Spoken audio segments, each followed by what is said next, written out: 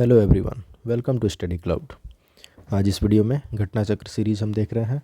इसमें मध्यकालीन भारत का आज का हमारा टॉपिक है दिल्ली सल्तनत विविध। मिसलेनियस जो भी है दिल्ली सल्तनत का वो देखते हैं इस वीडियो में। भारत में पोलो खेल का प्रचलन तुर्कों ने किया था। ज्ञातव्य है कि कुतुबुद्दीन ऐबक पोलो का शौकीन था। इसी खेल के दौरान घोड़े से गिर जाने के कारण 1210 ईस्वी में उसकी मृत्यु भी हुई थी।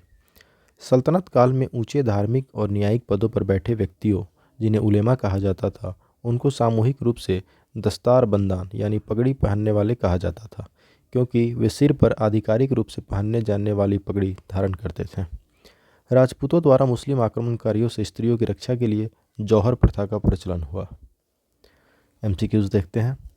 भारत में पोलो खेल का प्रचलन किया किसने? तुर्कों ने। भारत में पोलो खेल का प्रचलन तुर्कों ने किया। ज्ञातव्य है कि कुतुबुद्दीन ऐबक पोलो यानी चौगान का शौकीन था। इसी खेल के दौरान घोड़े से गिर जाने के कारण 1210 ईस्वी में उसकी मृत्यु भी हुई थी। सूची 1 और सूची 2 दिए गए हैं, इनका सुमेल करना है। फिरोज शाह तुगलक, बलबन, अलाउद्दीन और जहांगीर। तो फिरोज शाह तुगलक, इनका नाम लिया जाता है नहरों के निर्माण को लेकर। बलबन नौरोज को चलाने वाले। अलाउद्दीन खिलजी, ये दीवाने रियासत को शुरू करने वाले। और जहांगीर, इन पर सर थॉमस रो के द्वारा लिखा हुआ पुस्तक। राजधानी में आर्थिक मामलों की देखभाल के लिए दीवान रियासत विभाग की स्थापना अलाउद्दीन खिलजी ने की। फिरोज शाह तुगलक ने नहरों का निर्माण करवाया। फारसी त्यौहार नौरोज को बलबन ने दिल्ली दरबार में प्रचलित किया। अंग्रेज सर थॉमस रो मुगल शासक जहांगीर के काल में भारत आया। नेक्स्ट क्वेश्चन है, निम्नलिखित में से दिल्ली सल्तनत के लिए किस सुल्तान के शासनकाल में शाही महलों में हिंदू देवी देवताओं की पूजा होती थी? नासिरुद्दीन खुसरो शाह की। इनके शासनकाल में शाही महलों में हिंदू देवी देवताओं की पूजा होती थी। दिल्ली सल्तनत के सुल्तान नासिरुद्दीन खुसरो शाह के शासनकाल में शाही महलों में हिंदू देवी देवताओं की पूजा होती थी। मुबारक शाह की हत्या के उपरांत खुसरो खां नासिरुद्दीन खुसरो शाह की उपाधि धारण कर दिल्ली की गद्दी पर बैठा था। निम्नलिखित में से कौन सा युग्म सही सुमेलित नहीं है? अब्दुल रज़ाक तुर्की, ये तुर्की ना होकर ईरान का था। इब्न बतूता मोरक्को, बिल्कुल सही है। मार्को पोलो इटली, सही है। नूनीज पुर्तगाली, ये भी सही है। और अब्दुल रज़ाक तुर्की, ये गलत है, ये ईरान का था। एक्सप्लेनेशन देख लेते हैं। इब्न बतूता 1333 से 1347 के दौरान मोरक्को का ये यात्री था। इसका कार्यकाल था।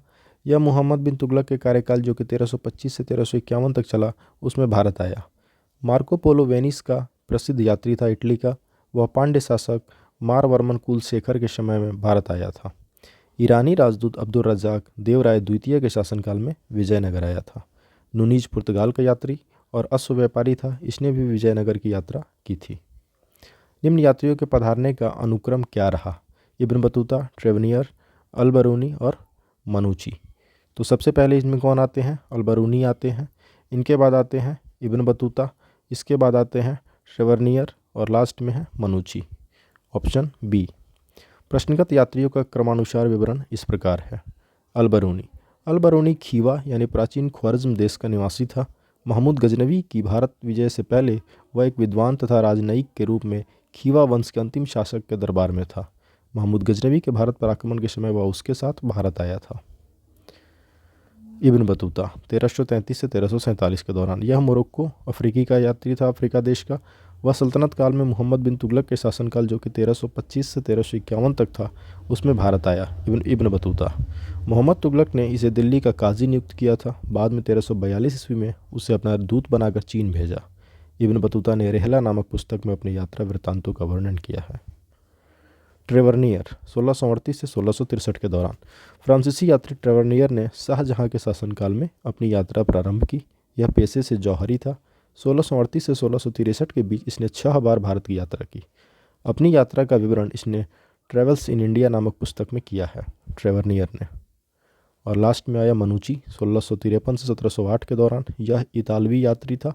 14 वर्ष की अल्पायु में ही अपने गृह नगर वेनिस इटली से भागकर एशिया माइनर और फारस की यात्रा करते हुए भारत पहुंचा। इसने शहजादा द्वारा सिखों की सेवा में तोपची के रूप में नौकरी की। बाद में चिकित्सक का पेशा अपना लिया। स्टोरियो दो मोगोर नामक संस्करण लिखा, जिसे 17वीं शताब्दी के भारत का दर्पण कहा जाता है। दस्तार बंदान कौन कहलाते थे? उलेमा।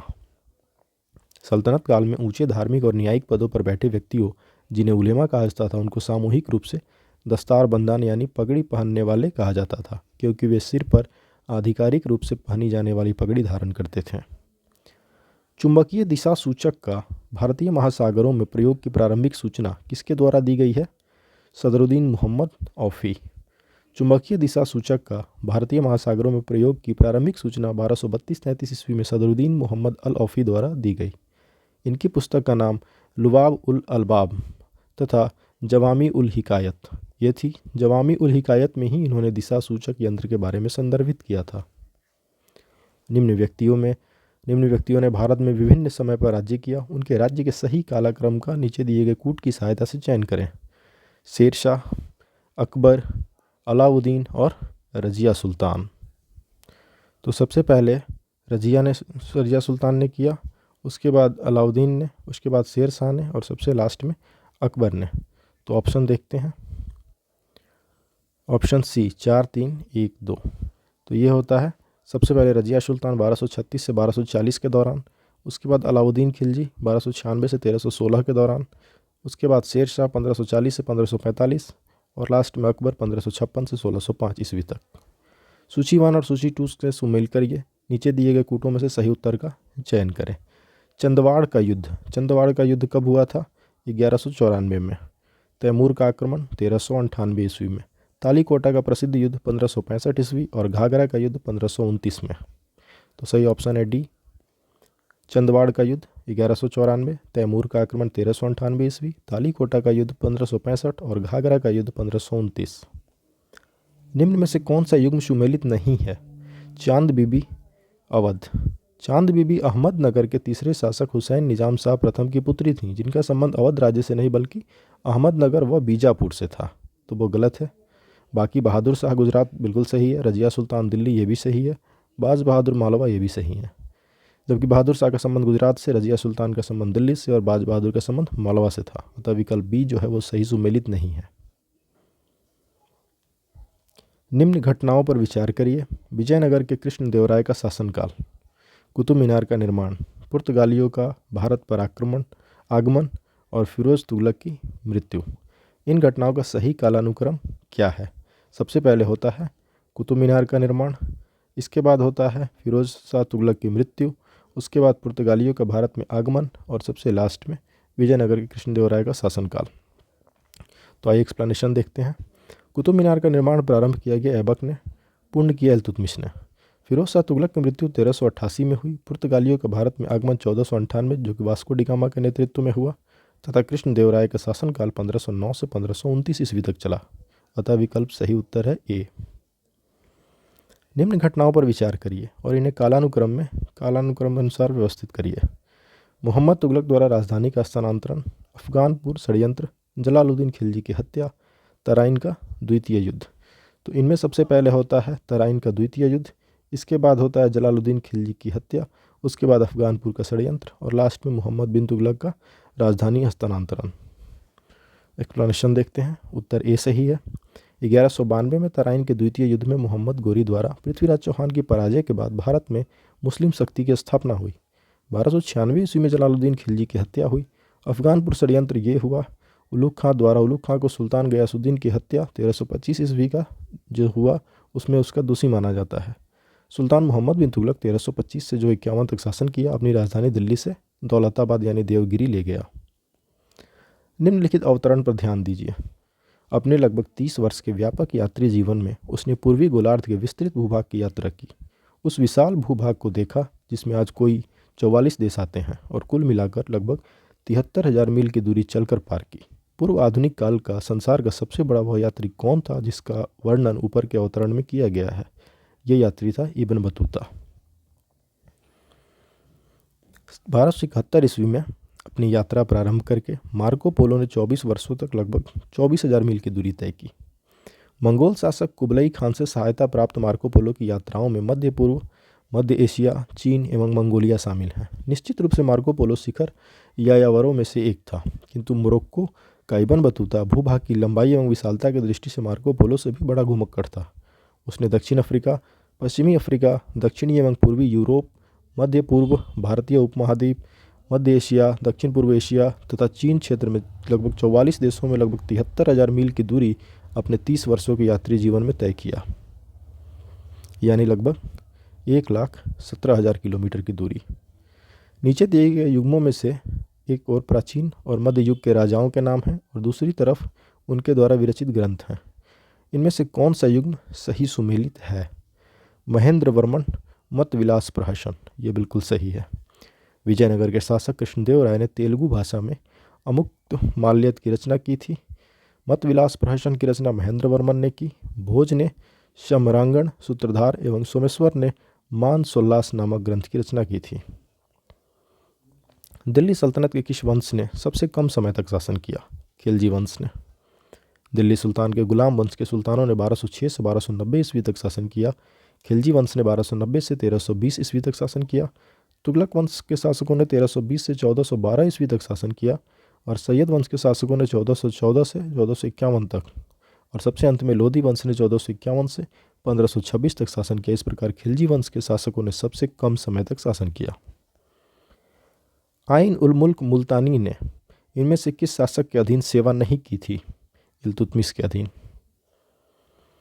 आइन उल मुल्क मुल्तानी ने अलाउद्दीन खिलजी, मोहम्मद बिन तुगलक एवं फिरोज शाह तुगलक के अधीन अपनी सेवाएं प्रदान की। अलाउद्दीन खिलजी ने 1325 ईस्वी में आइन उल मुल्क मुल्तानी को मध्य भारत भेजा, जहां उसने मालवा पर विजय प्राप्त की। वह अपने अंतिम दिनों में दक्षिण विजय में व्यस्त रहा।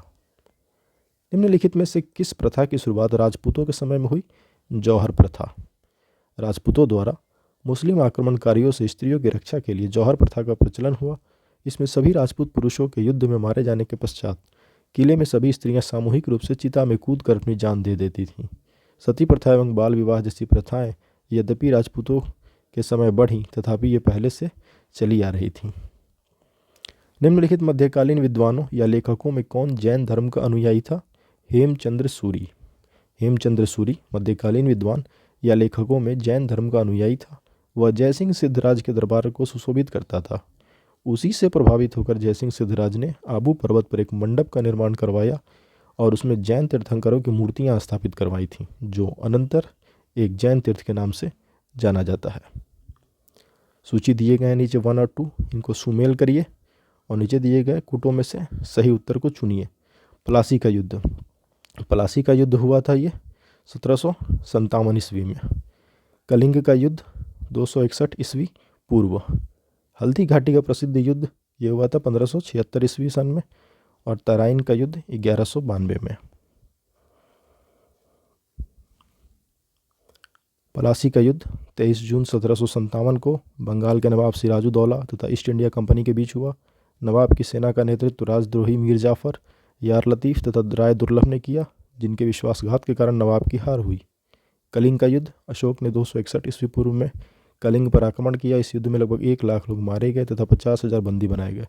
इसी युद्ध के बाद अशोक ने बौद्ध धर्म अपना लिया। कलिंग युद्ध तथा उसके परिणामों के बारे में अशोक के 13वें शिलालेख से विस्तृत जानकारी मिलती है।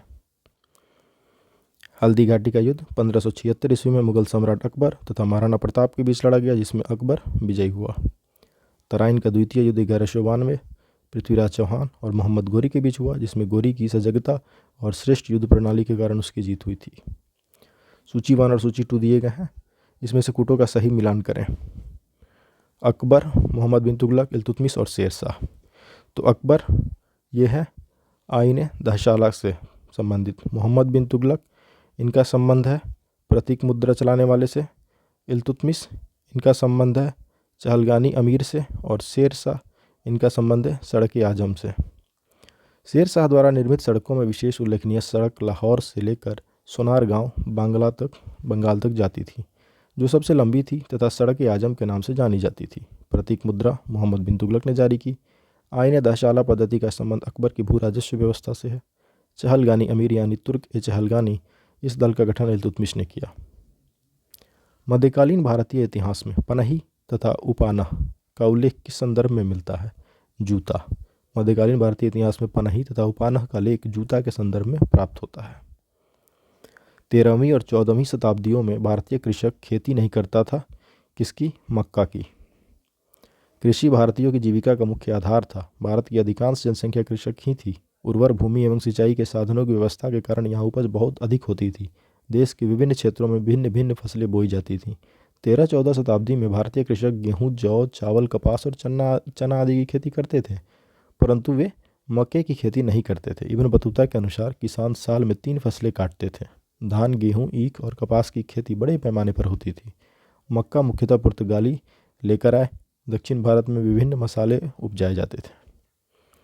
मध्यकालीन भारत में महत्तर और पट्टकील पदनाम किनके लिए प्रयुक्त होते थे? ग्राम मुखिया के लिए। भारतीय राजनीति विज्ञान association, Indian political science association ने जनवरी-मार्च 2004 अंक में वॉल्यूम 65 नंबर 1 में village administration in ancient India, इसके शीर्षक के अंतर्गत प्रकाशित लेख के अनुसार प्राचीन समय में 600 एवं 1200 एडी के मध्य भारत में प्रशासन का केंद्र बिंदु गांव था। वैदिक साहित्य के अनुसार गांव का मुखिया ग्रामीणी कहलाता था। उत्तर भारत में उसे ग्रामिका या ग्रामयाका कहा जाता था।